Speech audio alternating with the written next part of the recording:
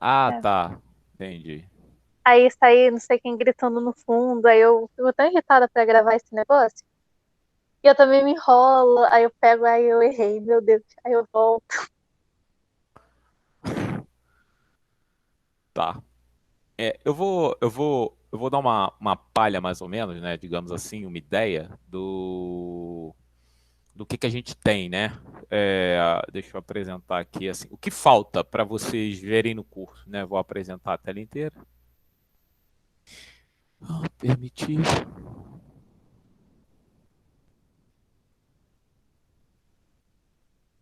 Permitir. Bom, eu sei que isso aqui já começou a gravar, mas enfim, hoje a gente está fazendo a nossa última aula do curso de análise real, né? A última aula, digamos assim, referente ao curso, mas ela não é a última aula, digamos assim, de um curso de análise realmente, né? Vamos entender. Tivemos apenas 12 semanas de aula, isso significa que o nosso curso ficou um pouco prejudicado e eu precisaria de mais 2 ou 3 aulas para de fato terminar o conteúdo do que é abordado no curso de análise, no primeiro curso de análise da Unirio. Só fazendo uma breve recapitulação sobre aquilo que a gente aprendeu nesse curso, a gente aprendeu a construir os números reais. A gente entendeu o processo da onde vêm os números reais de fato. Né? A gente entendeu que eles são, você consegue os números racionais de maneira fácil, né? Assim, digamos assim, os números, você tem os números naturais, aí você consegue expandir, né, colocando uma direção e obtém os números inteiros. Aí a gente faz uma espécie de corpo de frações, né? A ideia disso é construir um corpo de frações sobre os números inteiros, e aí a gente obtém os números racionais. E finalmente a gente faz o completamento via sequências de Cauchy para obter os reais. O lance é que a gente demorou 10 aulas para fazer isso. E é razoável você demorar 10 aulas para fazer isso, porque muitos de vocês não têm, assim, tem várias formações, vocês acabam não tendo um background de uma coisa, às vezes não é tão forte assim, né? Às vezes esquece um pouco de teoria dos conjuntos, esquece alguma coisa de teoria de anéis, que seria teoria dos números de maneira geral, e são todas essas coisas que a gente precisa para abordar a ideia da construção dos números reais, né? Digamos assim, eu acho que dentro da matemática, de maneira geral, para a gente conseguir fazer isso, a gente elenca várias coisas de outras disciplinas para montar esse quebra-cabeça que é a reta real, né? Então, e a gente conseguiu fazer isso. Eu acho que isso era o de mais importante para fazer no primeiro momento. É, uma coisa que a gente precisa entender, né? E aí a gente chega num ponto que a gente precisa continuar os estudos. O que é continuar os estudos? É o próximo curso de análise, eventualmente alguma pós-graduação que vocês venham a fazer em algum lugar, né? Então, assim, nesse continuar os estudos, aí eu preciso conversar com vocês.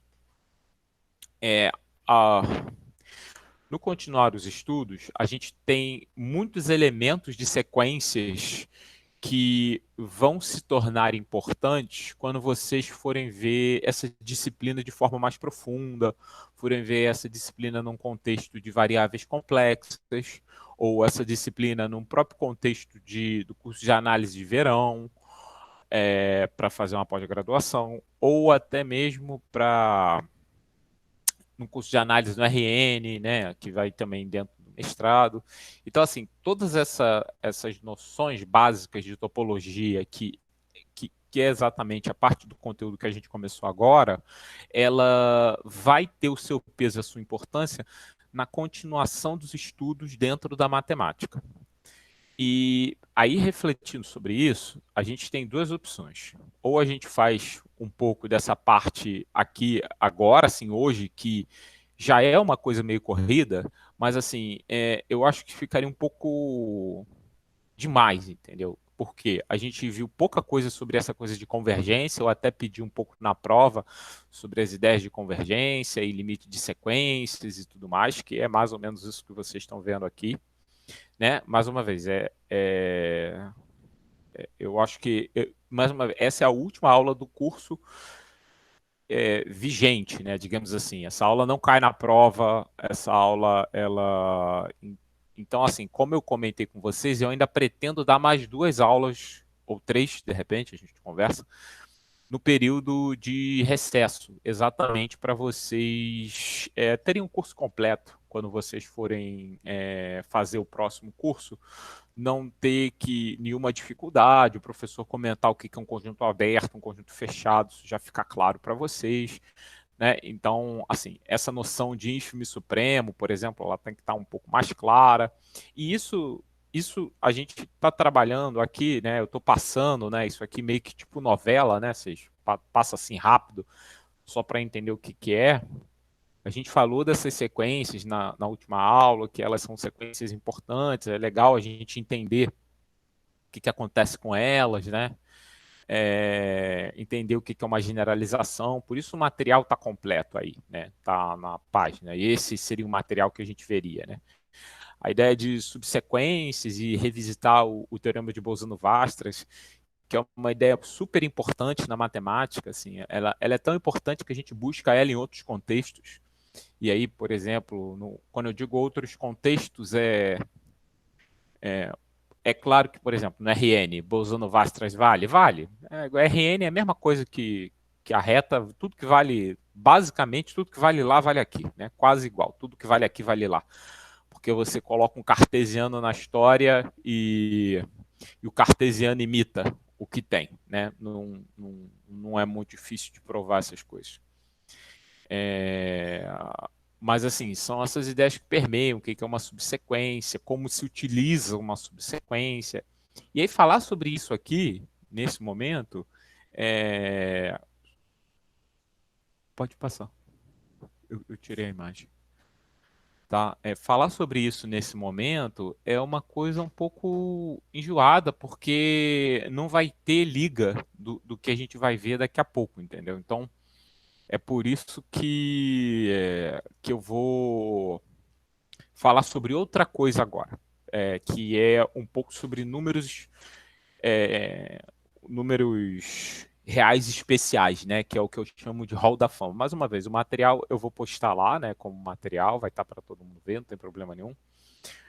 Por exemplo, aqui a gente revisita o teorema de Bolzano-Weierstrass, né? Ele no modo sequencial e tudo mais. É interessante saber esse tipo de coisa, até para fazer aquela prova que vocês têm que fazer para provável formando, né? Quando você é provável formando aquela.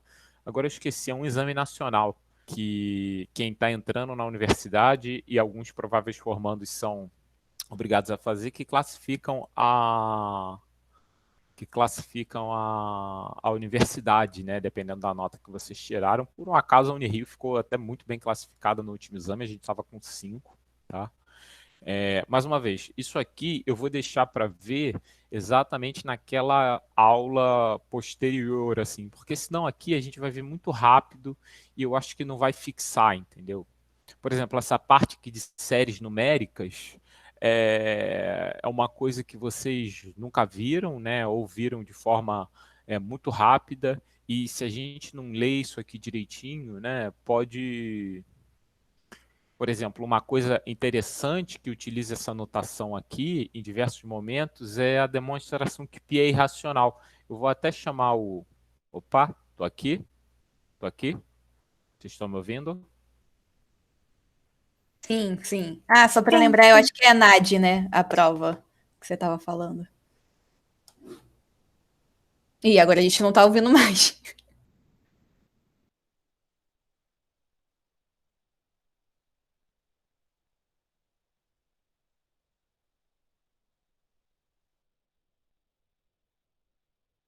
É, acho que bugou, professor. Eita.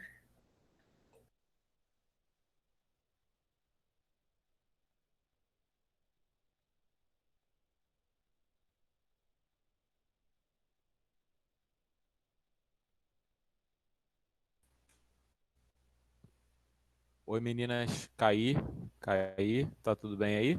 Agora tá tudo bem. Vocês ouviram, assim, mais uma vez, eu estava conversando, mas vocês ouviram até mais ou menos o que eu falei aí? Eu lembro que você estava falando do ENAD, e aí depois eu não lembro, eu me perdi. Então, muitas das coisas que, tipo, sequências e o teorema de Bolzano-Weierstrass, essas coisas caem no ENAD, entendeu?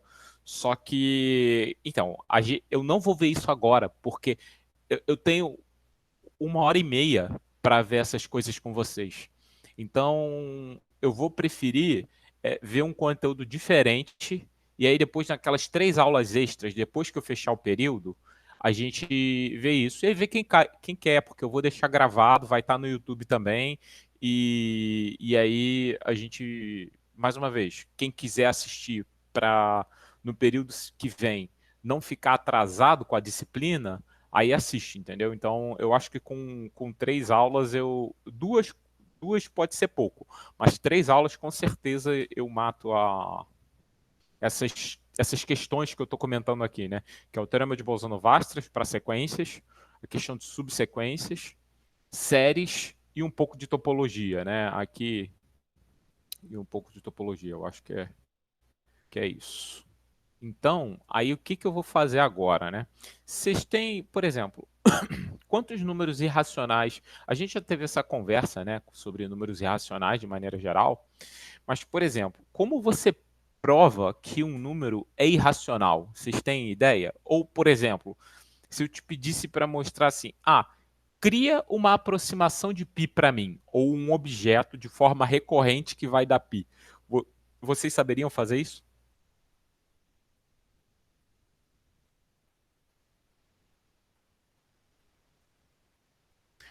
Oi? Alô?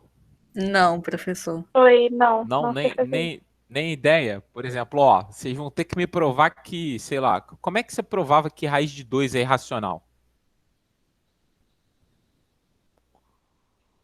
Então, é por isso que eu não vou dar esse capítulo. A gente vai ver o capítulo que eu estou chamando de 11, né?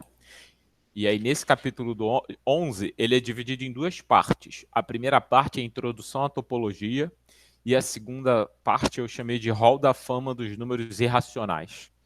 O que a gente vai ver aqui agora é um pouco desse hall da fama dos números irracionais, beleza? Vamos lá, quais são os números irracionais mais famosos que vocês conhecem? Assim, se fosse, sei lá, hall da fama, quem é número irracional? Quem você gostaria de ver na calçada da fama dos números irracionais? O pi sempre, raiz de 2, raiz de 3. O Euler também. É isso aí, tá bom. Então a gente tem π, raiz de 2, raiz de 3 e Euler, né? O E. Vocês aprenderam o E na escola? Não. Eu acho que não. Vocês viram, quando vocês viram o E pela primeira vez? Só para explicar, né? O E é o Ah, eu acho que sim em log. log. Entendi. Eu acho que só em log. Só em Primeira log que vez. vocês A primeira viram, né? vez, é. Isso. Tá. E você, Nick, nunca tinha visto o neperiano? Agora a minha pergunta é, o Não, que que é eu esse acho que eu só vi neperiano? na faculdade. Mas o que que é esse neperiano? Ele é alguma coisa assim? Ele tem alguma... Como você chega nele?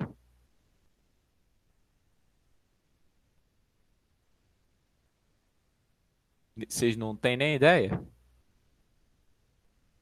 Não, pior que eu já vi, mas eu não lembro. Não tem problema não. Se não viu, eu falo, né? Vamos falar aqui, ó. Segundo o Kuhan, né, o número E ele tem lugar de destaque na matemática ao lado do número π. Desde 1748, no Introduction Analysis do Euler, né? O Euler ele cunhou o número E. Vamos lá, o número E ele é muito mais jovem do que o π, né? O π ele é muito vovô, né? Assim, digamos, ele tá aí desde sempre. Agora o E não. O E ele é um número particularmente recente. Vamos conversar um pouco sobre o E. Vocês sabem o que que é? Vocês já botaram na calculadora o que que é E? Deixa eu botar aqui, ó. Calculadora. Vocês já botaram na calculadora o que que é? Eu vou pegar aqui uma calculadora, ó. Botei uma calculadora aqui do lado, né? Vocês estão vendo a calculadora? Estão Sim, vendo? sim. Beleza? Ó, cliquei no E aqui. Vocês conseguem ver o que que é essa? Ó, o E. Esse é o E. Eu fui lá na calculadora, fiz nada. Peguei a calculadora e cliquei no E. Agora, porra, 2718182, assim, mas beleza. Como eu chego nesse cara e por que que esse cara é importante? Vocês têm, sabem, têm ideia da resposta aí? Sem olhar na Wikipédia, hein? Que se olhar na Wikipédia fica mais fácil. É, bom, uma boa maneira de ver isso é eu apresento no texto, né? Uma boa maneira de, de a gente tentar entender isso é da seguinte forma: pensa assim. Imagina que você tem um montante de dinheiro, tá? E que no final de um ano, esse montante de dinheiro ele vai dobrar, tá? Então, digamos aqui, vou pegar aqui, ó. Ó, anota esse número aí para mim, porque eu não vou abrir a calculadora aqui, mas sei lá, eu posso copiar, né, de repente. Deixa eu anotar. Ctrl C. Vou anotar aqui em algum lugar. Vou botar aqui, ó. Depois eu volto isso aí. Tá, então calculadora tá aí. Agora imagina o seguinte, imagina que você tem R$ 1, né? Você tem R$ 1. Aí no final de um ano eu vou te dar 100% em cima desse R$ 1. Então ele vai ser 100% vezes 2, né? Que é 2. Então beleza, né? 100% dos lucros. Mas agora, imagina que você tem um outro banco que ele te faz uma proposta melhor. Ele fala assim, ó, em vez de você ganhar R$ 2, eu vou te dar, é, eu vou te dar, se você, a cada metade do ano, por exemplo, em 6 meses, eu vou te dar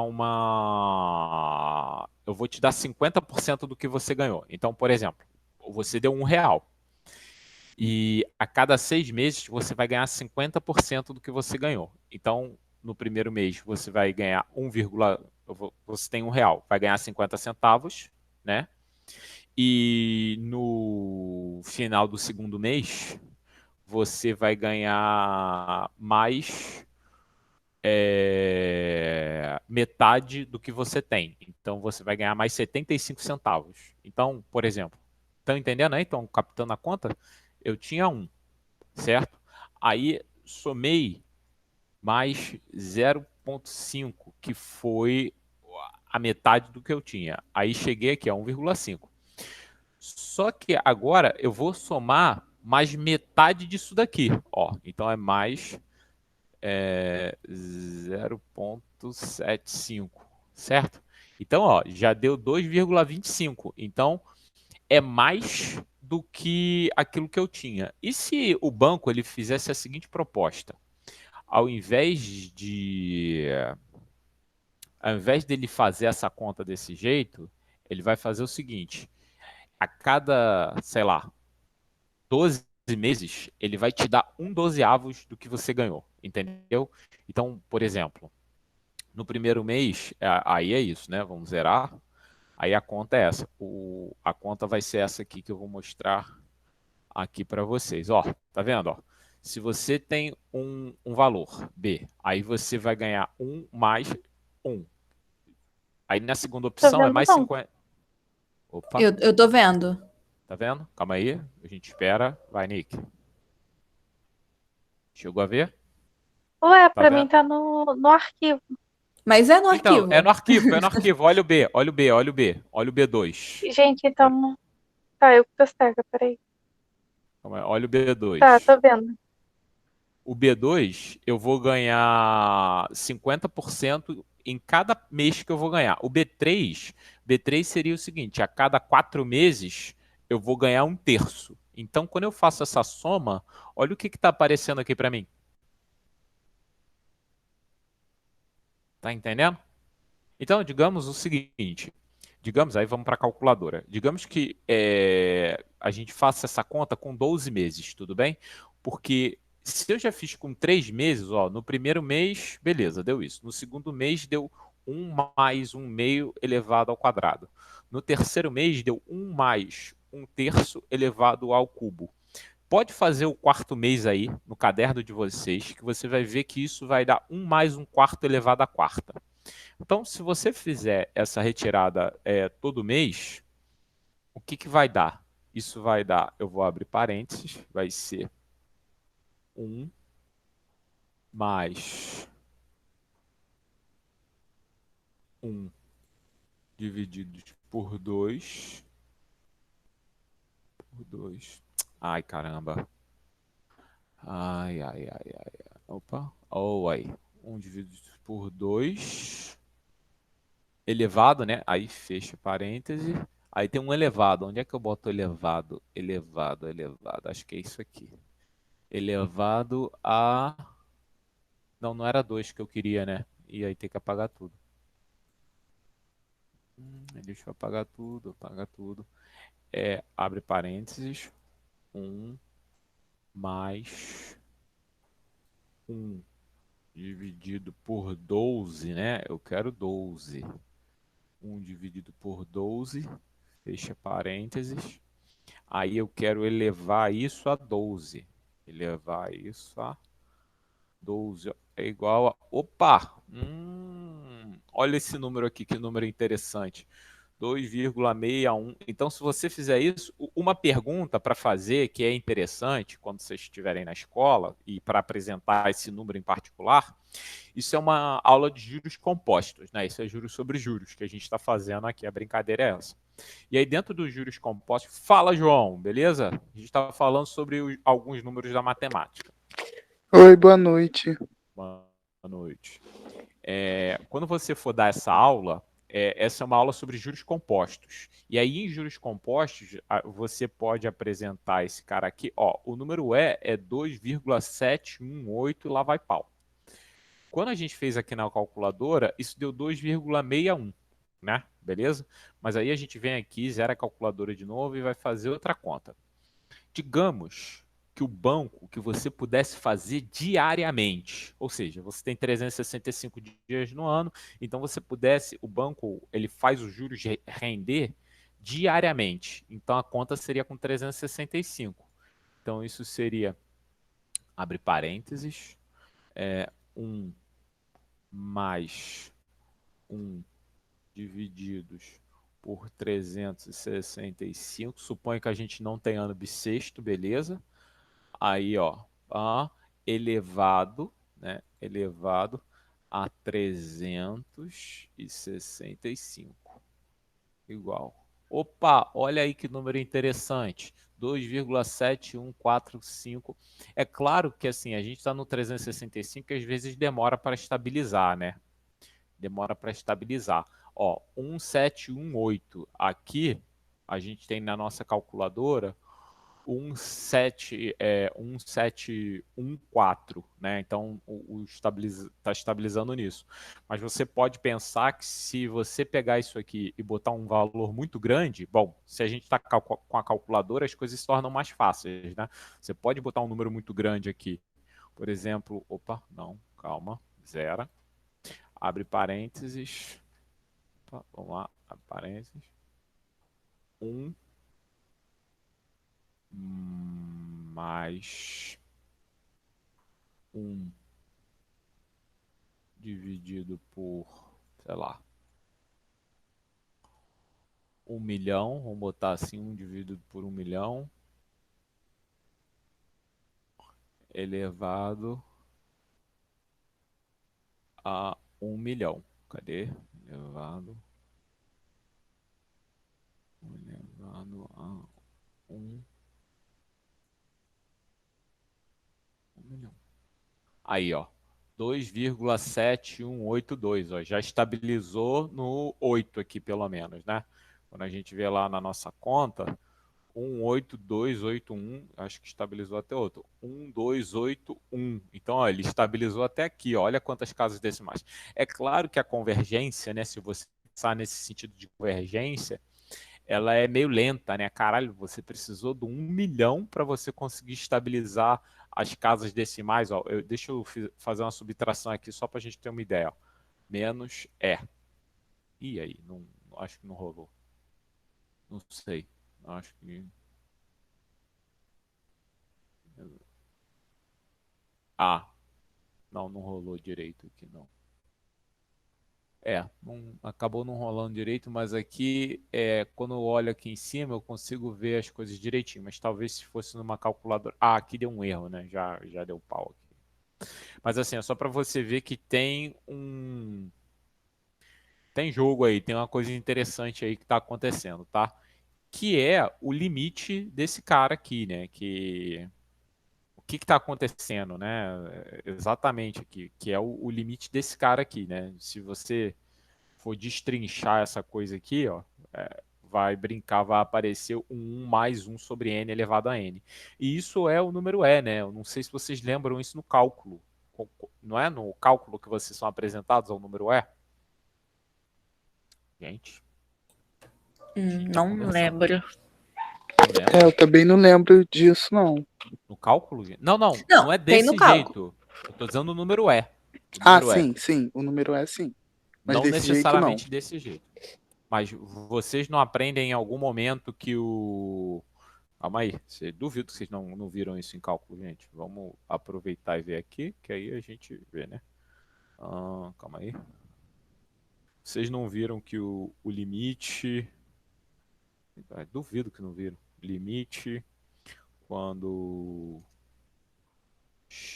quando x tende a zero, x barra to zero. Vocês não viram isso? Vocês estão de sacanagem. Ó, quando x tende a zero, de 1. Não, deixa eu botar aqui. De 1 mais x elevado a 1 sobre x, né? 1 sobre x, isso é igual a E. Vocês não viram isso? Não tem um negócio de limite fundamental lá que diz, ó, isso é isso. Não tem, não? Tem. Tem, sim. Tem, né? Tem. Amém. Amém. Porra. Então, é a mesma coisa. Só que se você. Se x tende a zero, você sabe que 1 sobre x tende a infinito? Certo? Se 1 tende a Sim. zero, 1 sobre x. Então, se 1 tende a zero, 1 sobre x tende a infinito. Então, aqui, fazendo as devidas substituições, você está vendo n tender a infinito. N tender a barra inft. Tendendo a infinito. Bom, se aqui está x, então eu troco por 1 sobre n. E se aqui já está 1 sobre x, eu vou trocar por 1 sobre x, n. Né? 1 sobre n é o próprio n.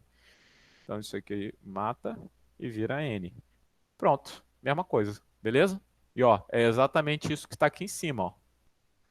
Viu? Beleza? Tá? Então, vimos aí que essa sequência aqui, né, o lance é que ela converge para. Mas vocês nunca viram outra forma de E, por exemplo? Vocês já viram em algum momento que é. Se não viram, estão vendo agora, né? Estou apresentando a vocês aí, né? Muito prazer. É igual a somatório, vamos botar aqui. Somatório. Ó, tem um E aqui no Word. No Word, não é o LaTeX, não. No Word tem um E elevado a x aqui para dizer que é exponencial. Mas eu nem quero, eu quero o somatório dessa vez. Mais uma vez, estou apresentando a vocês aí, caso vocês não conheçam. Isso daqui. E aí, isso é uma coisa interessante, né? Porque como é que a gente faz isso, né? Vocês sabem o que é n fatorial? Não é n assustado, né? Espero que ninguém ache isso. N! Pô, n fatorial não é isso, né? O que é n fatorial, gente? Alguém me responde, por favor. N vezes N menos 1 vezes N menos 2. E assim até 1. Isso aí. Isso aí, exatamente. Agora aqui eu tô em dúvida. Não, não tô em dúvida não, é isso mesmo. É isso mesmo. Barra, fit. Eu tô em dúvida e por eu estar em dúvida, é bom que dá para eu fazer aqui, na frente de vocês. Porque eu tô em dúvida se aquele somatório começa do zero ou ele começa do um, né? Aí eu boto aqui assim, ó. Inicial, é bom que a gente tira isso aqui, né? A limpo agora. Cadê? Wikipédia. Exponencial na Wikipedia, né? Cadê? Exponencial. Série. Vamos botar aqui assim, série. Exponencial. Série. Pam, pam. Série de potências, série exponencial. Gente, não aparece série exponencial? Ah, tá. Série exponencial de Fourier. Não é bem essa, né? Então deixa eu botar aqui a série do...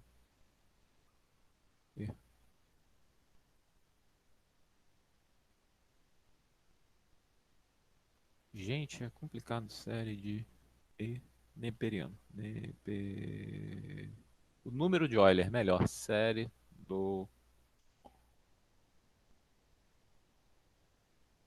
número de Euler. Euler tem um L só. Ah, tá. Beleza. Pronto. Já dá alguma coisa aí. Ah, tá, aparece o cara, eu não quero saber isso. Ah, tá. Começa de 1, tá igual. Cadê o somatório? Não, só faz a série que eu botei mesmo. Ai, ai, começa. É assim, né? É isso, assim. É 1 mais 1 sobre. É, então começa de zero, porque zero fatorial é 1, e aí 1 fatorial também é 1. Então começa de zero. Beleza, tá bom. Isso já tira a minha dúvida. Vamos voltar aqui. Então isso aqui começa de zero. Que começa de zero. Tá? Então, assim, mas eu faço essa conta aqui, né? O lance é como eu chego daqui até aqui, né? Isso aqui também é exponencial. Não sei se vocês já tinham visto isso daqui? Que o que é 1 mais 1 sobre n mais 1 sobre n fatorial, né? Somatório de 1 sobre n fatorial. Já tinham visto isso ou também nunca tinham visto isso? Não. Ah, Então, também não. muito prazer aí, vocês. Beleza. Isso é bom que eu estou apresentando para vocês o número de Euler, beleza? Então, a gente acabou de conhecer ali. Ele se deduz inicialmente dentro do curso de cálculo como sendo esse limite aqui. A gente fazendo umas continhas dá para chegar nesse cara de baixo aqui, tá? É bem tranquilo. Fala, Pamela, beleza? Então, a última aula de hoje, até para o João e para a Pamela que chegaram agora, ela não é exatamente sobre a matéria do curso. Ela é um pouco sobre alguns números irracionais que são interessantes. E aí eu estou explicando sobre o número de Euler. Eu vou dar 3 aulas posteriormente sobre essa matéria que é a parte final de sequências e um pouco de topologia no mês que vem, depois que a gente fechar o curso. Só faz quem quiser, é só para não pegar o próximo curso assim e ficar com essa defasagem. Então eu vou fazer isso aí, eu vou dar essas aulas extras, tá? Bom, então, não é muito difícil fazer essa conta, tá? De daqui chegar aqui. Isso é uma conta, tipo, você abre. É uma conta chata, tá? É uma conta chata. Você vai abrir o binômio de Newton aqui, né? Você tem 1 mais 1 sobre n elevado a n. Você expande isso no binômio de Newton, enxerga alguma coisa de forma esperta, usa aquela desigualdade de Spener, né? Desigualdade de igualdade de.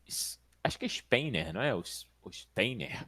Aquele negócio que se você tem combinação de K, N e combinação de K, N mais 1, acho que quando você soma isso, isso é combinação de K mais 1, N. Não tem um negócio desse? E no binômio de Newton, vocês lembram disso? Não, vocês devem ter visto isso em combinatória. Alguém lembra? Não, né? Beleza, tem problema não. Isso daqui, esse pedaço aqui, é uma questão interessante, né? Mais uma vez, eu coloquei aqui na calculadora quem era o cara, mas é interessante a gente perceber que esse número é um número menor do que 3 e a demonstração disso é uma demonstração por indução. E aí o que a gente tem de interessante? Você tem um número menor, você tem uma série, né, uma sequência, que ela é menor do que 3. E, bom, ela é uma sequência crescente, limitada superiormente. O que isso significa? A propriedade do Supremo garante que isso converge para o Supremo. Ou seja, você tem um número que dá esse cara. E esse número ele vai ser exponencial, entendeu? Ele vai ser chamado pelo número de Euler por causa disso, tá? Então, assim, isso é basicamente bem interessante. Essa prova aqui, eu peço para vocês olharem no Elon, mais uma vez, ela é um pouquinho chata, mas é tranquila também de olhar, né? E aí a gente fica com isso, né? De posse disso, a gente pode se perguntar uma coisa interessante a pensar sobre esse cara assim, esse número, ele é um número que está ao nosso redor, sei lá, desde, como a gente viu no início do capítulo, 1780 e pouco. Mas o que ele tem de interessante vocês viram aí um monte de estudos sobre crescimento populacional, Covid, sistema, que foi aquele sistema, né? Imunizados, você tem suscetíveis, contaminados e pós-Covid, né? Você consegue montar um sisteminha com esse tipo de coisa. E assim, as soluções desse sistema, e aí isso que é interessante, é uma coisa que tem exponencial para tudo quanto é lado. Assim. Você tem. Literalmente a solução disso é uma combinação de linear de um monte de exponencial desse tipo aqui. E o que eu acho interessante sobre esse aspecto é que, caramba, cara, esse número, assim como o π, ele existe na natureza independente do que a gente pense ou do que a gente faça. A natureza diz que ele está ali, entendeu? Não sou eu, o Marcelo, não é o Euler que falou que ele está e que ele faz. Se não tivesse sido o Euler que tivesse trabalhado com esse número, não é o 2,718 que está aí, eu venho aqui na calculadora perto, ó, se não fosse o Euler que tivesse trabalhado com esse número, certamente seria outra pessoa. Tá entendendo? Assim, é uma coisa que ela simplesmente existe. Ele é um número, é como se fosse uma constante nossa, assim, ele tá aí. Beleza? Independente daquilo que a gente faça. Então, isso eu acho particularmente muito bonito. Quando a gente está falando de matemática e de repente você vê uns números, o outro número interessante é o π, né? Que é outro. Esse é mais famoso, porque ele acaba sendo mais conhecido. Mas assim, o π e o e são um negócio de louco, né? Então, é bem interessante. Né? Uma coisa que você podia, que vale a pena você às vezes se perguntar, que aí vem, né? Assim, você tem o E e o π, que são caras super diferentes, assim, de maneira geral. E aí, de repente, você tem a equação de Euler, né? Que fala que E elevado a IP, né? Calma aí, deixa eu botar no equation que é elevado a I, opa, elevado a I barra pi, opa, elevado a I barra pi mais um é igual a zero, né? Isso é espantoso, assim. Você, assim, sendo sincero, assim, vocês não acham, não? Que ou seja, E elevado a IP é igual a menos um, né? Se esse negócio é zero, então isso aqui é menos um. Assim, eu acho isso espantoso, porque você pegou o E e o π, que são números irracionais aqui embaixo, né? Aqui, ó, tô falando aqui, ó, o E irracional. O π irracional, eu tenho um aluno que ele está fazendo um trabalho agora de TCC de graduação, ele vai mostrar que o π é irracional. Então dá um trabalhinho provar que π é irracional, tá? Então eu acabo não provando nesse nosso curso. Geralmente eu provo que o curso que π é irracional no próximo curso, no curso de análise no próximo curso de análise de vocês, tá? Então, assim, se vocês, por exemplo, fizessem comigo esse curso, eu provaria que pi era irracional nesse curso, entendeu? Mas no com o nosso métier aqui, com as coisas que a gente tem, só dá para mostrar que o E é irracional, pensando um pouco nas ideias do cálculo. Mais uma vez, sendo bem sincero, olha para esse negócio aqui, deixa eu até aumentar, vou aumentar aqui assim. Olha isso aí, não dá uma paz? Juro, assim, você pode botar uma música agora. Eu ficaria olhando isso dias, sem sacanagem. É uma coisa fantástica, assim, E é irracional, E é transcendente, Pi também é transcendente. Aí quando você pega E elevado a pi, isso dá -1, dá um número inteiro. Não é que é racional, irracional, não, é inteiro, é impressionante. Mais uma vez, Dá um inteiro negativo. Isso, dá um inteiro Ainda. negativo, dá -1. Eu falei, cara, é muito doido. Assim, eu acho muito doido. Mas vamos lá, vamos falar sobre esse negócio de irracional aí. Vamos lá, aqui tem o raiz de 2. Vocês conseguiriam demonstrar para mim, assim, na palavra, tá? Eu quero uma demonstração verbal aqui. A gente está conversando, mesa de bar, a gente está tomando uma Coca-Cola no bar, e aí eu pergunto, mas como é que raiz de 2 é irracional? Como é que tu faz isso? Como é que tu mostra? Se tem um amigo terraplanista e fala assim, rapaz, esse negócio de racional não existe. Tudo é racional. E aí você tem que justificar para ele que é irracional. Como você justificaria para o seu amigo terraplanista que raiz de 2 é irracional? E aí? Eu espero alguém levantar a mão ou eu sorteio? Eu não sei se a Pamela está podendo falar, porque ela disse que não ia poder ver a aula. Mas eu tenho a Nicole e a Ingra que estão aí e a gente pode argumentar sobre o assunto, hein?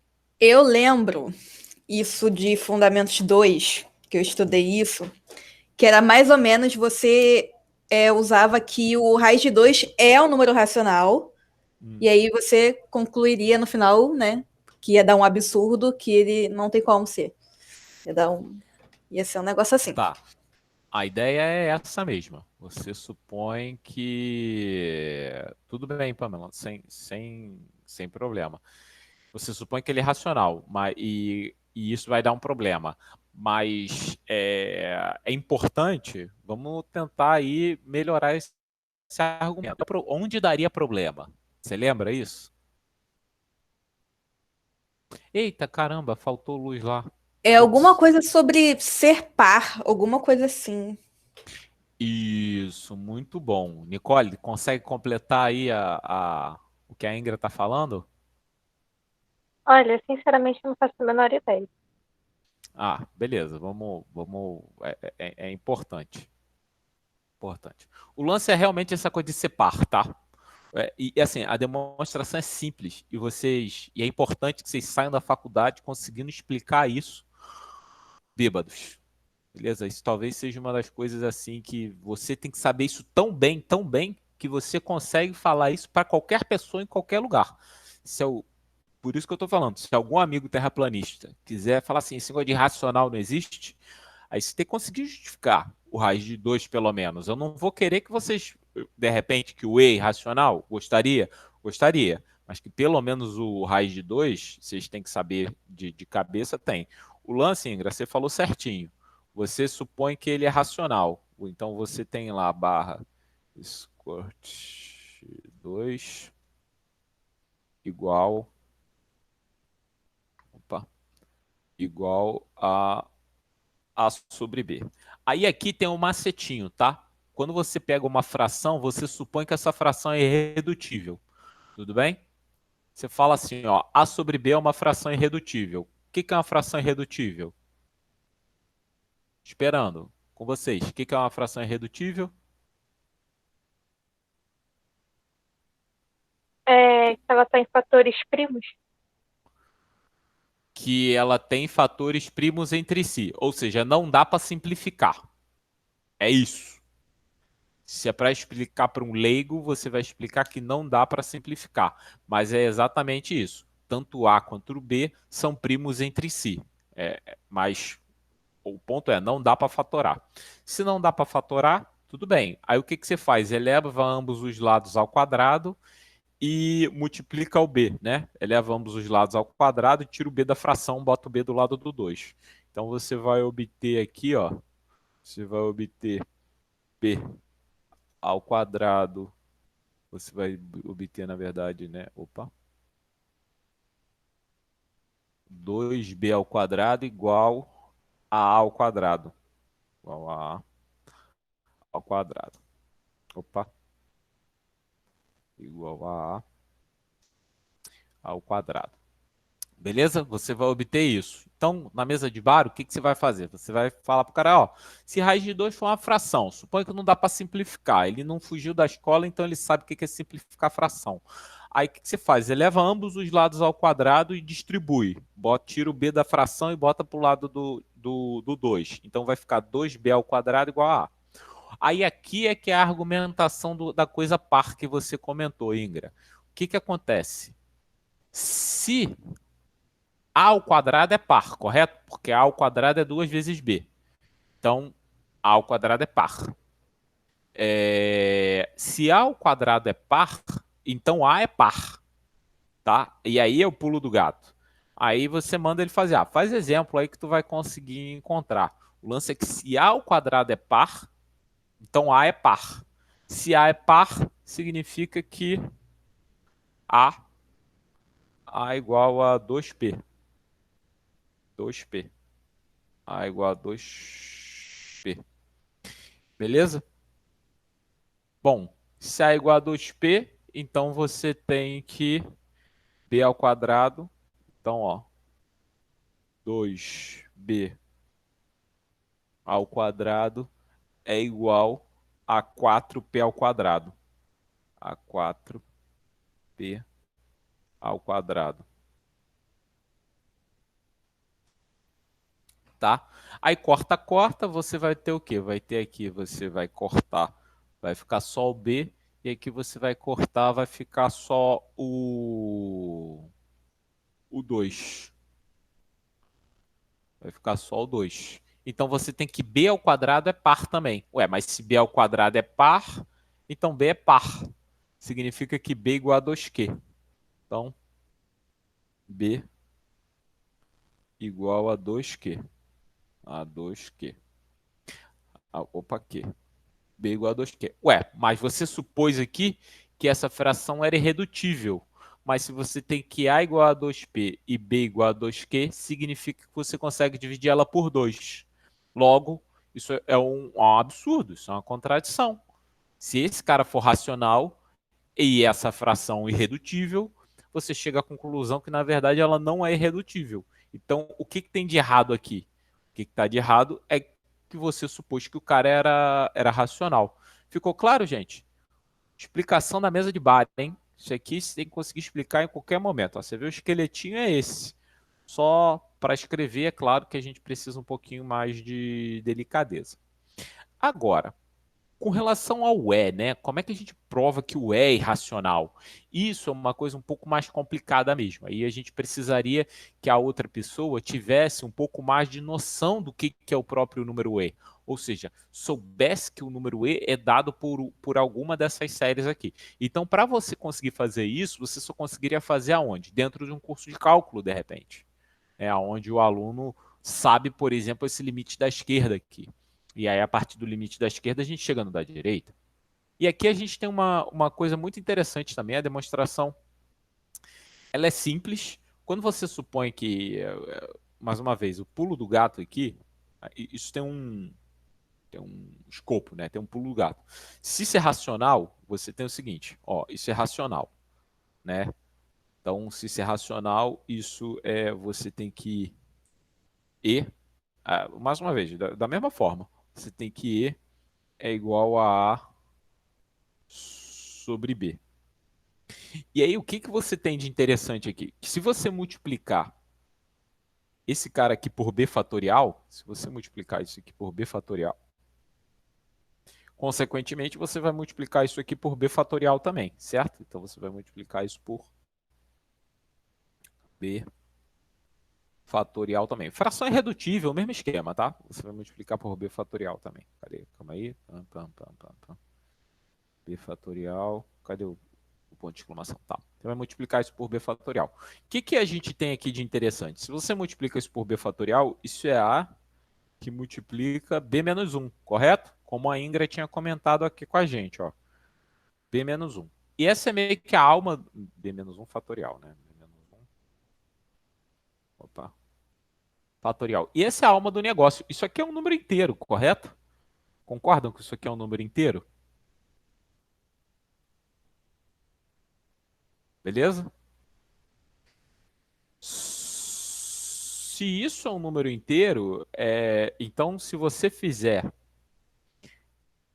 e aí o ponto é esse. Aqui eu estou fazendo com o quê? Ó? Isso aqui é um número inteiro. Então, se você multiplicar, né? Aqui eu multipliquei por b, mas aqui embaixo eu fiz com Q, né? Enfim, eu multipliquei por Q de ambos os lados, e aí, ó, isso aqui me gerou um número inteiro, né? Um número natural, na verdade. Agora, por outro lado, a gente sabe que E é igual a essa série aqui. Então, o que vai acontecer? E elevado a Q, ele vai ser alguma coisa assim, ó. Vocês concordam? Se você multiplicar por Q fatorial, ele vai, ó, em algum momento, você está multiplicando por Q fatorial em cima, né? Ó, você tem esse número aqui. Você está multiplicando por Q fatorial em cima. Então, aqui tem Q fatorial, aqui tem Q fatorial em cima do 1, aqui tem Q fatorial em cima desse 1. Ah, mas o Q fatorial aqui elimina com 2. O Q fatorial aqui elimina com 3. E aí vai ficar isso, ó, vai ficar um monte de Q fatorial, né? E aí, em algum momento, vai ficar Q fatorial sobre 2, Q fatorial sobre...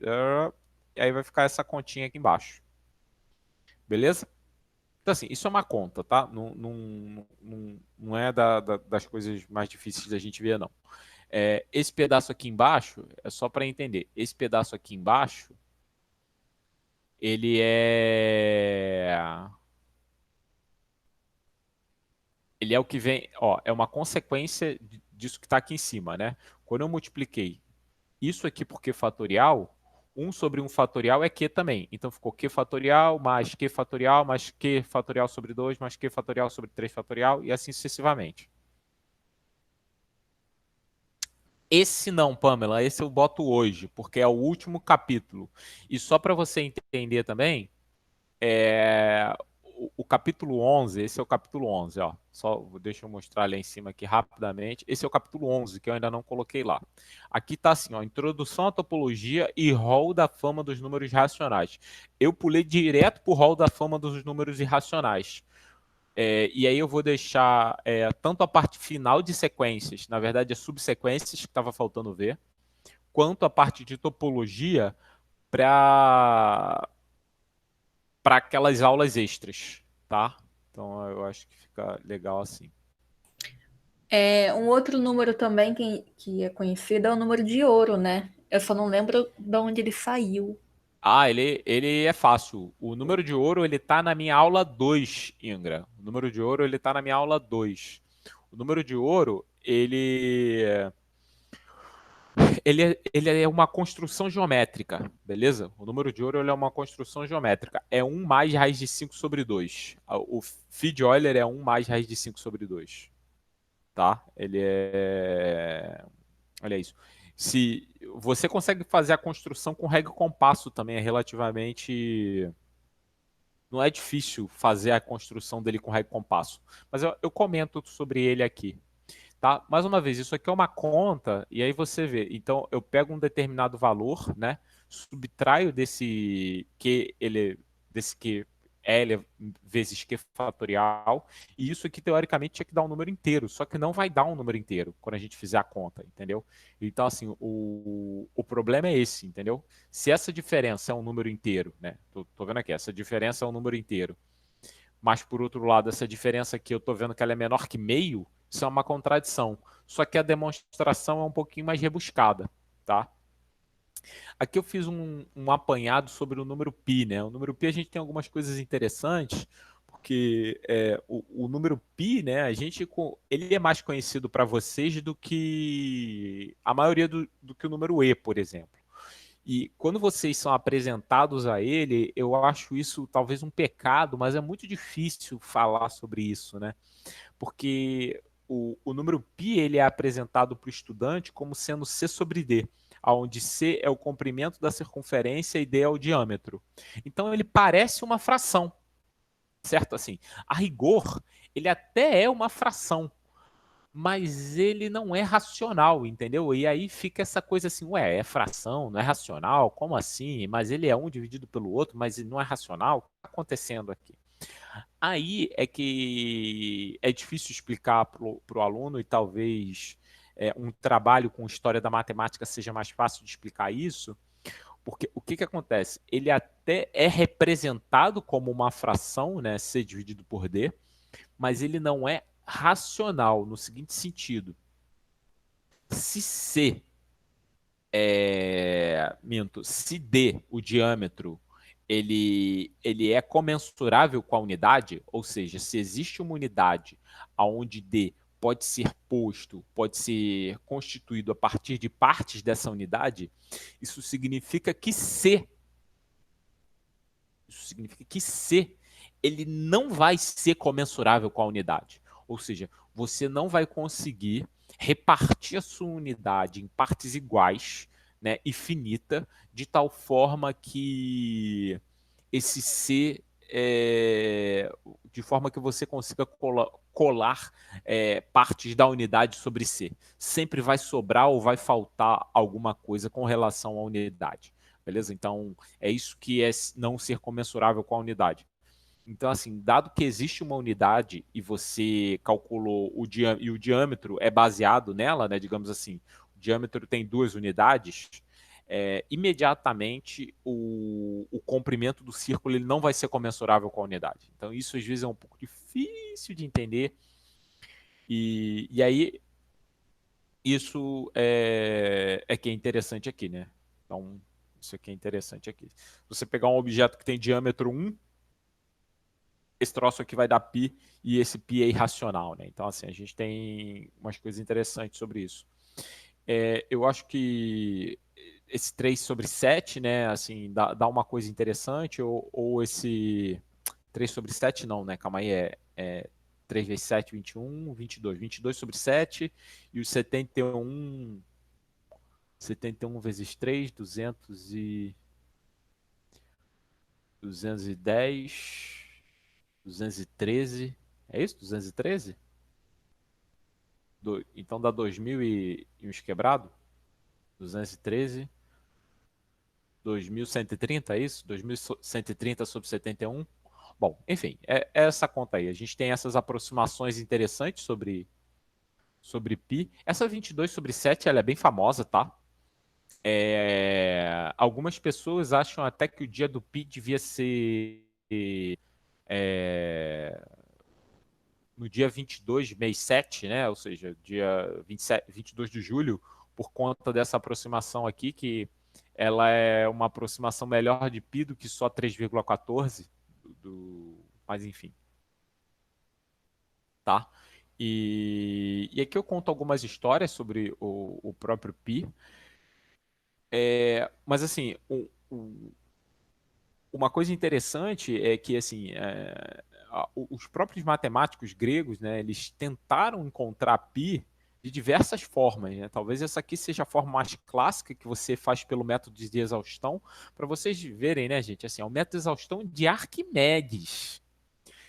Então, assim, desde Arquimedes a gente tenta entender quem é π e isso é uma coisa bem interessante, assim, né? Assim, quando alguém fala assim, π é racional, cara, o Arquimedes, ele já tentava fazer esse tipo de coisa e não conseguia, entendeu? E não conseguia uma aproximação, um número preciso para o número π, né?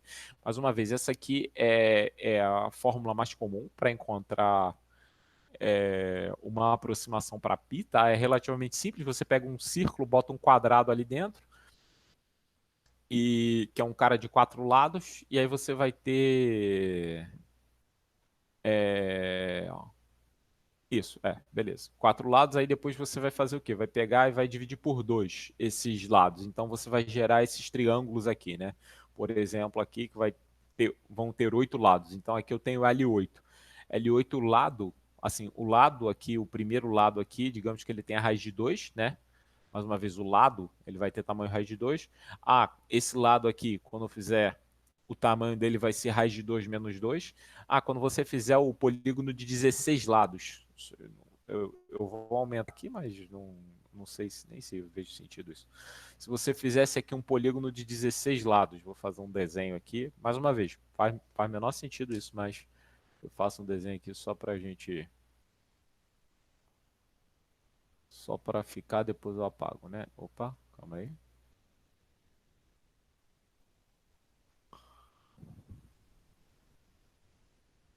Tá? Você fizer alguma coisa que assim, pega aqui o meio, né? Aqui é o meio.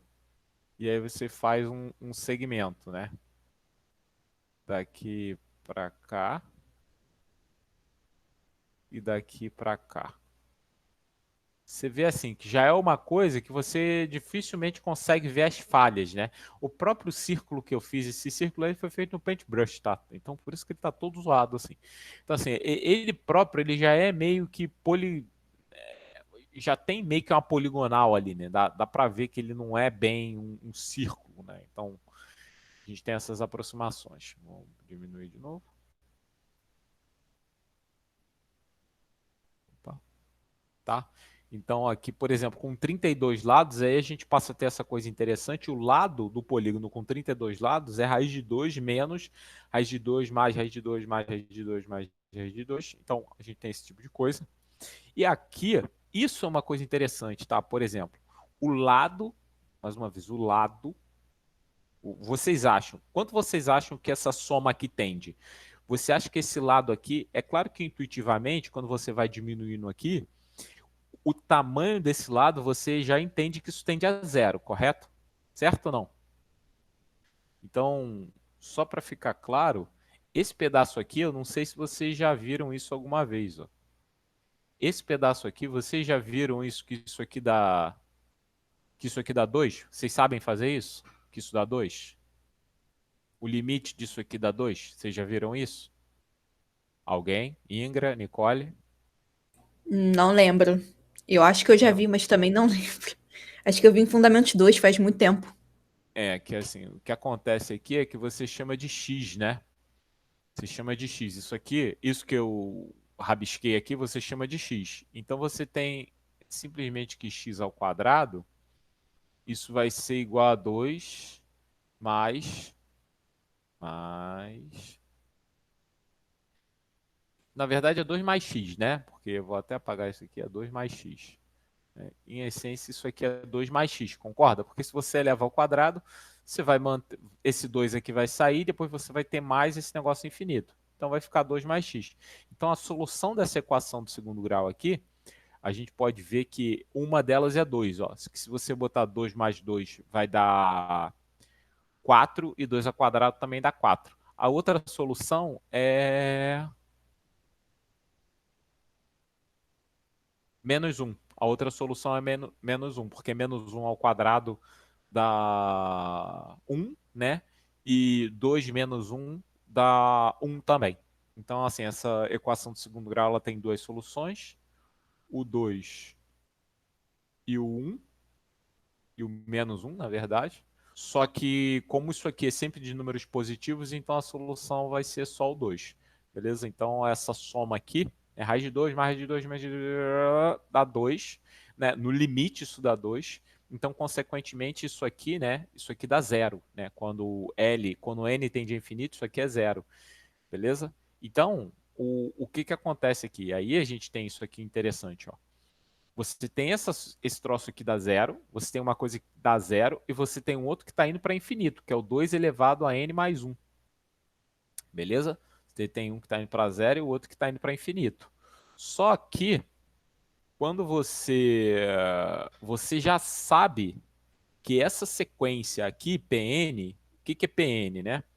O que é Pn? É essa soma dos lados aqui. Você sabe que ela é limitada, seja lá o comprimento, ela é limitada por esse comprimento, entendeu? Seja lá o que a gente estiver fazendo, ela está sendo limitada pelo comprimento. Isso significa que essa Pn aqui, quando eu multiplico isso 2 elevado a n vezes esse cara, é uma sequência crescente, limitada de números reais. Então, assim, esse objeto, ele, né, pela propriedade do supremo, ele vai ser um número. Na verdade, ele vai ser 2π. Ele vai ser esse número aqui, tá? Então, ele, mais uma vez, a propriedade do supremo aí garantindo que certos números que a gente achava super esquisitos, eles existam, sem problema nenhum, tá? Então, essa é uma forma clássica de encontrar π, tá? Então, assim, vocês podem encontrar isso aqui, para maiores detalhes, eu botei um videozinho no material, mais uma vez, vou postar esse material aí. Eu peço para vocês fazerem uma atividade com um hexágono. Falar nisso, vocês sabem fazer um hexágono, por exemplo, dado um círculo? Vocês sabem construir um hexágono dentro do círculo? Vocês já fizeram isso alguma vez? É Não? só pegar o tamanho, acho que é do raio, né? Uhum. E pegar a ponta seca, colocar em cima da circunferência e marcar os pontos. Isso aí, muito bem. E é bem legal fazer essa atividade por exemplo, com criança, que quando ela vê que de repente, "Ai, meu Deus, fiz um hexágono, fraco." Então é realmente bem bonitinho fazer, tá? Vale super a pena. O hexágono escrito aqui. E aí eu pedi para fazer a conta com hexágono, beleza? Em vez de fazer com quadrado aqui, fazer com hexágono. Aí é um materialzinho mais. Ah, tá. Agora tem algumas coisas, né? Π é irracional. Né? A primeira demonstração foi a demonstração do Johann Lambert em 1770, assim, mas essa demonstração dele ela é bem complicadinha. Em 1853, tá, uma coisa que eu ia perguntar para vocês. O que é ser transcendente? Eu já perguntei isso uma vez, estou perguntando de novo só para registrar no vídeo. O que é ser transcendente? É que não é nenhuma raiz de uma equação polinomial, alguma coisa assim. Isso. O número ele é transcendente se ele não é raiz de nenhuma equação polinomial com coeficientes inteiros. É importante, né? Por exemplo, se você puder botar coeficiente racional, ou irracional, na verdade, né? Se você puder botar algum quociente racional, x é a solução dessa equação aqui, ó. X menos π. Né? Ele é a solução dessa equação aqui. E o ponto é que se você tem só coeficientes inteiros, ou seja, se você tem 3x ao quadrado mais 7x menos 5, x ao cubo, sei lá, mais, né? Será que você tem alguma equação com coeficientes inteiros, né? Pode ser aqui é o menos 5, né? Então, assim, de tal forma que π seja raiz desse cara, ou que o E seja raiz desse cara? Bom, o ponto é não tenho, tá? Então, assim, não tem.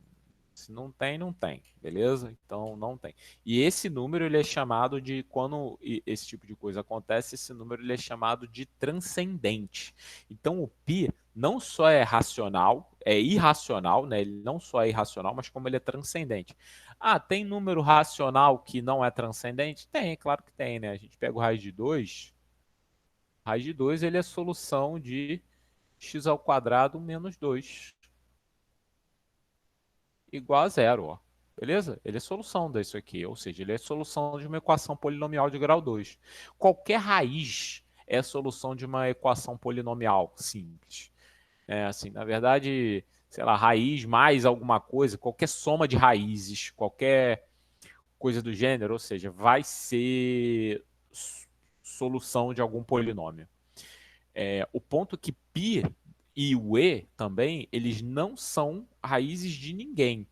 E aí isso que é o ponto, né? Um cara chamado... Da Univer não, calma aí. Hermé. Um cara chamado Hermé, nos anos 1852, pô, tá aí, década de 1850, ele é o primeiro cara a dar a demonstração que π e e também, né, que ambos são transcendentes. E, cara, isso é muito sinistro, assim, porque a demonstração dele para que Pi é transcendente e E também, ela em essência é baseada na demonstração do Johann Lambert, tá? Assim, as demonstrações dele são bem semelhantes, só que o Lambert, o Hermé, ele consegue enxergar uma coisa que o Lambert não viu ali. E demora quase 100 anos para o Hermé conseguir enxergar isso que o Lambert não viu. E ele faz essa demonstração. A demonstração é um pouquinho complicada. O site do Mathlogger, ele faz alguns vídeos explicando tanto a irracionalidade de E quanto de Pi. E o Mathlogger, e na demonstração do Hermé, consequentemente, ele prova, na verdade, que E elevado a Pi é transcendente. Tá? Ele prova que E elevado a π é transcendente. Na verdade, uma combinação linear. Ele prova que, se você botar um alfa aqui, alfa aí, se eu não me engano, se você pegar uma combinação linear desse cara, ou seja, se você pegar uma soma, essa soma aqui com alfa pertencente a Z, tá? Se você pegar uma coisa do gênero, isso vai ser transcendente. E aí é isso que ele prova. Que se caso o π fosse racional, então ele ia chegar a uma contradição com esse cara aqui, entendeu? Então, assim, na verdade, ele prova que uma coisa desse tipo aqui é transcendente. Então, você vê que a demonstração ela é um pouco truncada. A demonstração que ele faz é essa, usa técnicas de cálculo, assim, usa uma coisa... Enfim, eu não domino a demonstração, assim, eu consigo ler ela, mas, assim, dominar a demonstração são outros 500, mas ela passa exatamente por isso. Acho que vale a pena dar uma olhada no site do Mathlogger para dar uma olhada nisso, tá? Sem problema nenhum, para entender a transcendência de π. A irracionalidade de π ela é bem mais simples. O Niven, em 1947, ele publica um artigo no... Ai, meu Deus, eu sempre esqueço o nome do periódico, né, cara? Ele, ele publica no periódico do Klein, agora, Projeto Klein, alguma coisa assim. Isso, eu acho que é Projeto Klein. Tá nas referências desse capítulo também, o artigo, aonde ele prova em uma folha só frente, tá? Uma folha, ele prova em uma folha só frente de ofício. Ele prova em uma folha de ofício só frente, né? Opa, ó. Uma folha de ofício só frente que π é irracional. Tem um equívocozinho na demonstração dele, mas a ideia tá toda lá, entendeu? Tem um equívocozinho na demonstração dele, mas a prova tá toda lá. E o Spivak, na década de 70, ele publica no livro dele essa demonstração, apresentando esse errinho que o Nivan tem. Mas não é um erro. Assim, a demonstração é tão genial que dizer que o Nivan errou é sacanagem. Tá? Então, assim, não errou. É só uma coisa ali que ele precisava ali, que ele corta sem... Enfim, ele corta um negócio que ele não podia cortar, mas aí ele corta e diz que funciona. Mas aí quando tu vai ver o trick na real, você vê que tem um probleminha. Mas é muito boa a demonstração dele. Eu acho que vale a pena vocês verem até para entender. Qualquer aluno que tenha feito curso de cálculo 1 consegue acompanhar essa demonstração sem muitos problemas, tá? Qualquer aluno que tenha feito curso de cálculo 1 consegue. Então, um pouco de leituras. Agora aqui eu vim fazer uma observação que a partir desse momento, apesar da gente estar no curso de cálculo, eu vou fazer algumas observações sobre o número π.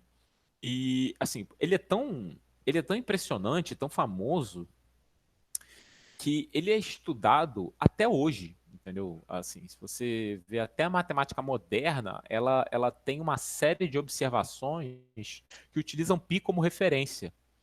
Por exemplo, para fazer aproximações, para calcular a velocidade de computadores. Você quer saber se um computador é rápido? Você pega um algoritmo que você consiga programar uma série dessas que eu vou apresentar aqui, e aí você conta o tempo, tá? Quantas casas decimais com essa série que eu estou dando aqui, o computador consegue calcular em X minutos, sei lá, em 1 minuto, 2 minutos. Se o número de casas decimais vai definir a velocidade dos computadores, beleza? Basicamente, que eles fizerem, tá? Então é uma coisa bem impressionante, né? É possível, então, isso aqui é uma coisa legal, né? Que assim, é possível encontrar uma sequência simples de números racionais que converge para π? Bom, um fato surpreendente, né? Eu acho que essa primeira sequência aqui, ela é bem bacana. Quem fez foi o John Wiles, né? Mas assim, em 600, ó, você vê que as pessoas procuravam, isso era um anseio, né? Essa sequência aqui é uma sequência interessante, né? Que o John Wiles fez em 1665. O Euler, ele produziu outras sequências baseadas nessa aqui. Na verdade, ele tem uma soma interessante também baseada nessas ideias aqui, tá? Mas depois eu comento sobre isso. Essa daqui é bem simples de fazer, tá? Você conseguir mostrar que o somatório de -1 elevado a n sobre os números ímpares, né? Então, assim, é -1 elevado a n sobre 2n mais 1. Quando você calcula o somatório disso, isso dá π sobre 4. A prova disso, mais uma vez, ela é relativamente simples porque... E ela foi foi apresentada pelo Leibniz, né? Então isso tem uma coisa interessante também, que o Leibniz trabalhou com séries e tudo mais, então assim, o que a gente tem de interessante aqui é só que a gente se apoia no fato de que o arco tangente de 1 é π sobre 4, né? E aí quando você olha, né, isso aqui, mais uma vez, baseado no curso de cálculo, né? Qual a integral do arco tangente? Quer dizer, o que é que quando você integra dá o arco tangente? 1 sobre x ao quadrado, 1 sobre 1 menos x ao quadrado. Quando você integra isso, dá o arco tangente. Isso aqui tem um mais aqui, né? Isso aqui é mais. Não, minto. Isso aqui é menos e isso aqui, o arco tangente é mais, né? Aí já tem um errinho aqui que é bom que corrige. Tá, isso aqui é mais. Isso é o arco tangente, né? O arco tangente é 1 sobre 1 mais x ao quadrado. Então eu posso reescrever isso desse jeito. E aí não é muito difícil provar que 1 sobre 1 menos x, beleza? 1 sobre 1 menos qualquer coisa, isso é qualquer somatório de qualquer coisa elevado a n, né? Mais uma vez, se esse n está entre -1 e 1, né? Eu vou escrever aqui do lado, mas se você tem assim, né? Opa, calma aí. Ah, tá, calma aí. Vamos ter que botar desenhar aqui de novo.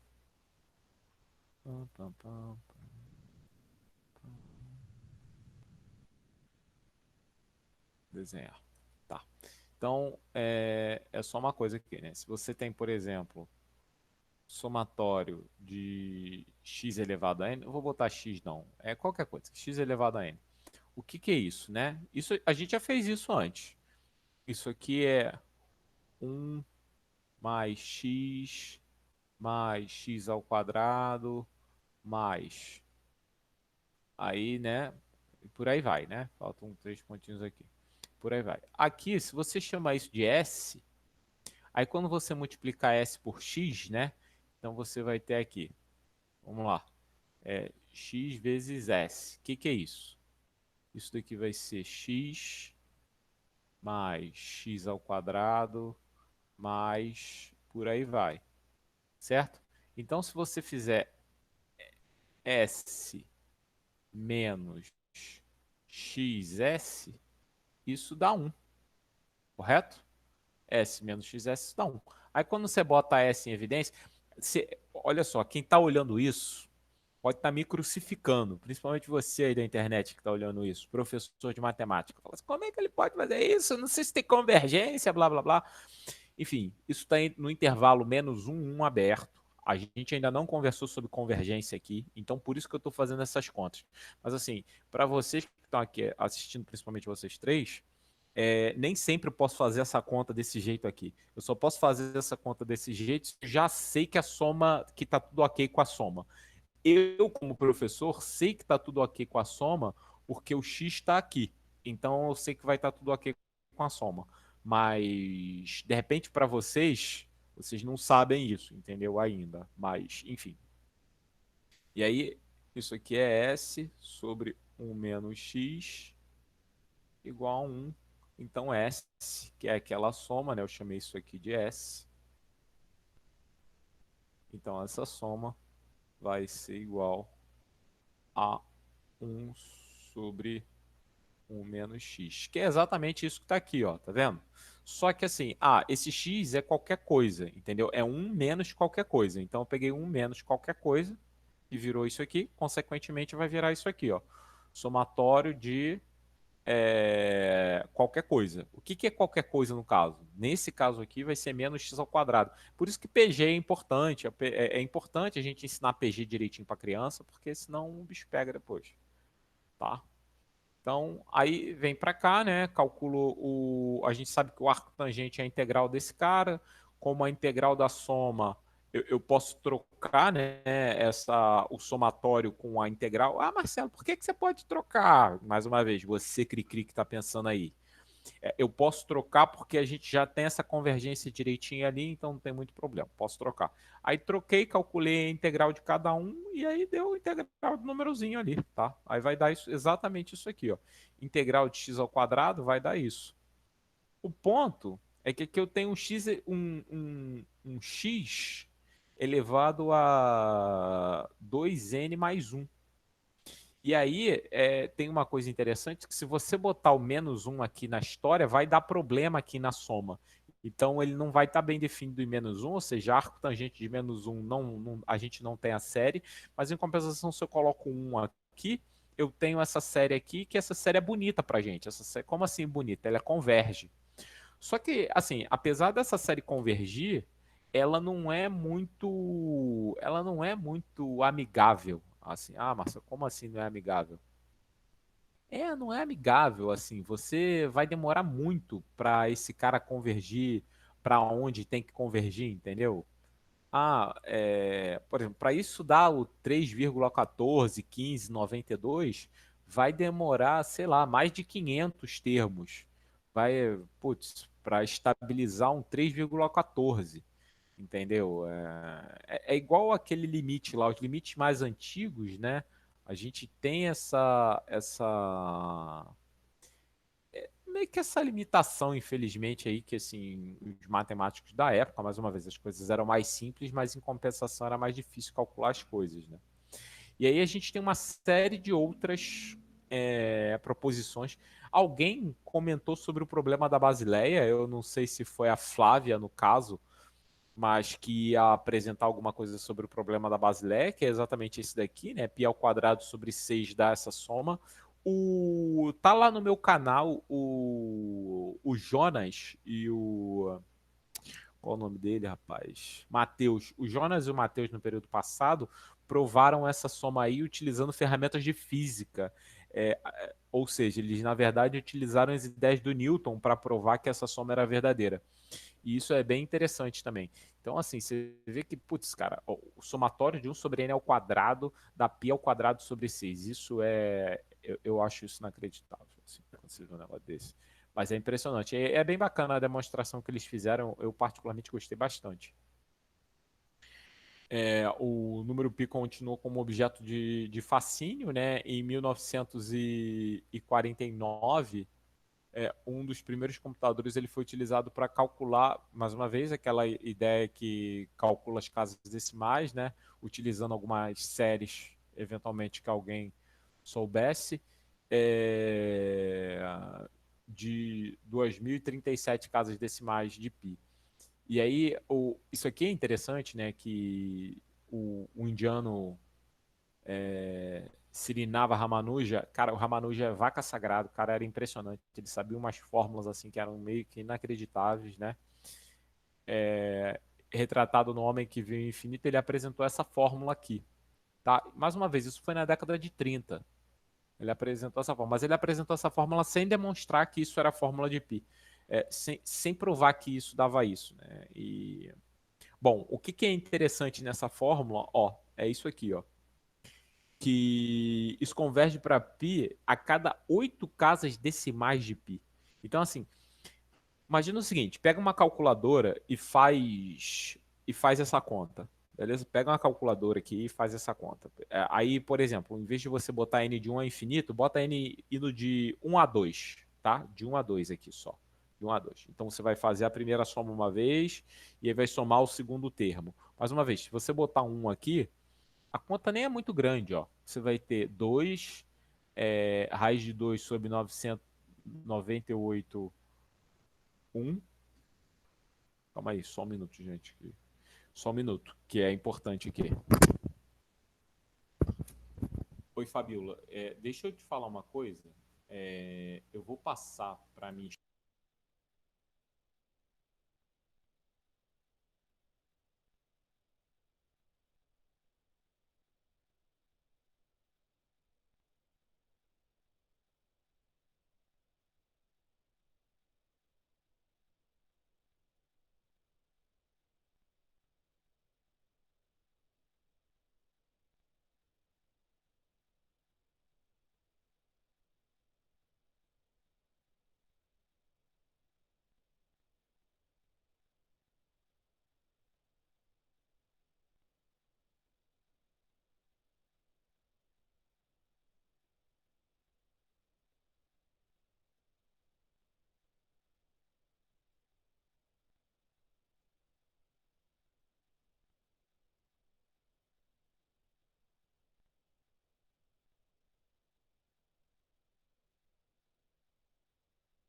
Oi, gente, desculpa, eu tava no meio da aula, isso vai ficar gravado porque eu não vou editar o vídeo, enfim, né? Tava falando sobre PI aqui, e aí veio o quê? Imobiliária. Tô de mudança, acontece aí, né? Beleza? Desculpa.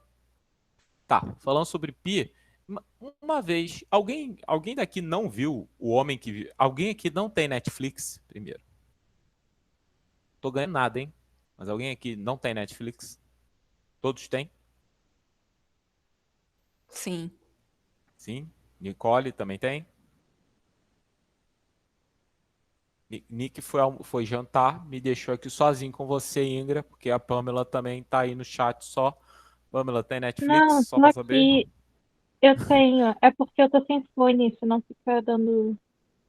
Ah, tá, tem também. Qualquer coisa responde no chat. Vocês já viram esse filme, O Homem que Viu o Infinito? Não? Não, nunca viu? Então, ó, dever de casa, vou passar lá, dever de casa. Eu não sei se eu consigo botar o link na aula, mas aí vai ficar aí dever de casa dessa semana. Como vocês só tem que terminar as coisas do texto e tudo mais, então, assim, vai ser O Homem que Viu o Infinito, que é a história do Ramanuja. Ele foi. Bom, enfim, vocês vão ver no filme, não vou dar spoiler. É muito bacana, tá? Assim, ele foi um matemático brilhante, pena que morreu pouco antes, ou talvez durante a Primeira Guerra Mundial por causa de tuberculose. Tá? Voltando a falar de Pi aqui, a gente tem uma série de peculiaridades aqui sobre Pi. Aqui, essa fórmula de Pi aqui, ela é bem interessante, né? Pi igual a esse valor aqui, porque isso está na base 8, ó. Se você perceber, ó, 8n mais 1, 8n mais 2, 8n mais 3, 8n mais n. Essa fórmula aqui coloca Pi na base 8. Então, essa fórmula ela é mais fácil da gente conseguir encontrar um elemento solto, entendeu? Um elemento solto dentro da cadeia de Pi. Aqui é realmente mais tranquilo da gente entender isso. Ó. O que ela tem de especial, exatamente, é o que eu falei, ela nos permite calcular um dígito de pi sem precisar saber o dígito anterior dele, entendeu? Só que eu falei na base 8, mas é na base 16, ó. Então, beleza? Números reais, algébricos e transcendentes, aí tem essa história, né, que pi e e são números transcendentes, né, um número que não é transcendente, um número que a gente consegue um polinômio cujo coeficiente ele é raiz de um polinômio com coeficientes inteiros, esse número é um número algébrico, que é o que a gente chama. Existe uma disciplina que a gente vê números algébricos e números transcendentes? Existe sim, mas isso só é visto o terceiro curso de álgebra. Infelizmente, acho que a gente não tem esse curso na Unirio, mas é o mesmo curso que a gente vê teoria de Galois, beleza? É o mesmo curso que vê teoria de Galois, vê essa coisa de algébricos e transcendentes. Tá? Eu coloco aqui a definição de o que é ser algébrico e transcendente e eu acho que meio que acabou. Ah, aqui ó, o número de ouro, tá? Para não dizer que ele não estava no capítulo, tem uma coisinha aí sobre ele.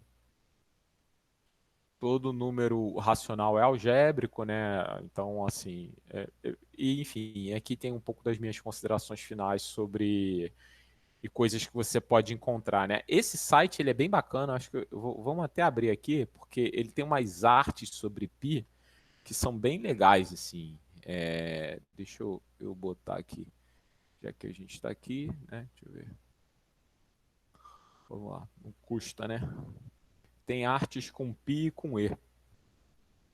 Hoje em dia essas coisas estão todas pagas, né? Por causa desse negócio de NFT, né? Esse negócio de NFT, cara, putz, tá matando o copyright, digamos assim, né? Que a gente pode ter. Mas aqui a gente tem algumas artes, ó. The Arts of Pi and Phi. O número de ouro, Pi, Phi e. Então aqui, vamos pegar uma figurinha qualquer aqui. O que é essa figura aqui me diz?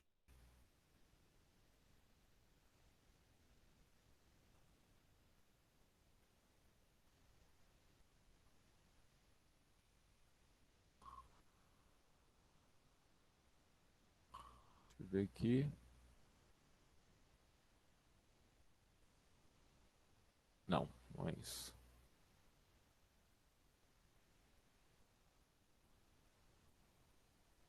Ele não tá me deixando ver? Ah, tá. Tá aqui. Bom, não me pergunta como é que tá pi, onde é que tá pi nisso aqui, que eu não sei se eu consigo enxergar, mas isso parece uma constelação, né? Um céu. E... Bom, enfim. Tem uma aqui que eu achei bem bonitinha. Deixa eu ver aqui. Ah, essa aqui é uma das que eu acho mais bonitas. Aqui. Ah, essa é legal, ó. Fala a verdade. Eu faria um quadro para botar na minha sala. Que é isso aqui, né? Talvez vocês não estejam conseguindo ver. Deixa eu aumentar um pouco aqui o zoom. Ó, só para vocês entenderem. Tá vendo essas cores aqui em cima? Roxo, azul, verde, esse degradê de cores? O que ele fez? Ele numerou de 1 a 9 aquilo dali. E aí ele foi fazendo as linhas conforme os números de pi iam rodando, entendeu? Então, ó, você vê que é diferente um do outro. Esse lado aqui é bem diferente desse daqui, que é diferente daquele dali, tá? Então, assim, mas são artes com pi. Eu acho muito legal esse site. Muito legal mesmo. Eu vou até já. Eu vou copiar essa imagem aqui. Copiar imagem, salvar imagem como. Porque vou botar lá no meu banco de imagens. Pifie.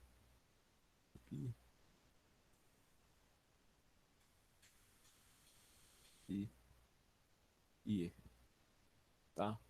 Salvar. Bom, e aí, mais uma vez, tem o link lá no Word que vocês podem dar uma olhada em algumas artes que envolvem Pi e E, principalmente, tá? Esse vídeo apresenta uma prova muito bem feita, tá? Da racionalidade de Pi. Então, assim, é bem legal também esse videozinho. E esse vídeo aqui em particular, eu tenho certeza que é de um professor lá da UNB. Tá? Esse vídeo aqui é André Marques, o nome do cara. Eu tenho quase certeza que é André Marques. O cara é pesado, o cara é bom, cara. assim, muito bom. Ele fala com muita propriedade sobre pi. Ele trabalha muito com Olimpíada de Matemática. O canal dele tem muito vídeo de coisas de Olimpíada de Matemática. Só que ele tem um curso no IMPA sobre números transcendentes e algébricos. E é muito interessante, assim, caso vocês queiram até fazer alguma coisa para TCC e tudo mais, vale a pena dar uma olhada no canal dele para de repente descobrir alguma coisa, entendeu? Então, beleza. Gente, por hoje é só. Vou parar aqui a apresentação. Vou parar de gravar, né? Que essa gravação aqui tá cheio de coisas pessoais. Estou falando da minha mudança, estou falando de um monte de coisa, coisa de doido. Tá? Desculpa aí qualquer coisa. Mas enfim, interromper a gravação. Lembrando que a matéria de hoje não cai na prova, né? Não tem nada a ver com a prova, é uma coisa meio extra. Né? Assim, e extra mesmo, eu acho que é extra até em comparação à disciplina do curso, tá? Então, assim, a gente vai fechar essa disciplina mesmo com mais 3 aulinhas